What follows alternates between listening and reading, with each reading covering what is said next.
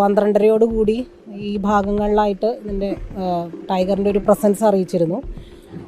ഒരു 2:30 tiger spot ചെയ്തിരുന്നു. ഒരു അറ്റംപ്റ്റ് നമ്മൾ ട്രാങ്കുലൈസേഷൻ്റെ നടത്തിയിരുന്നു.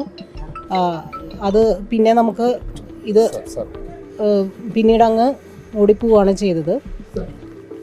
പിന്നെ ഇതിൻ്റെ പെരാമ്പുലേഷൻ ഈ നേരം വരെ നമ്മൾ നടത്തിക്കൊണ്ടിരിക്കുകയായിരുന്നു. രാവിലെ ഒരു നേരമായപ്പോൾ അതിനെ ഫൗണ്ട് ഡെഡാണ്. അപ്പോൾ ബോഡീസിൽ ചെറിയ ഇഞ്ചുറീസും കാര്യങ്ങളൊക്കെ ഉണ്ടായിരുന്നു. അത് നമ്മളിപ്പം എല്ലാവരും കണ്ടതാണല്ലോ.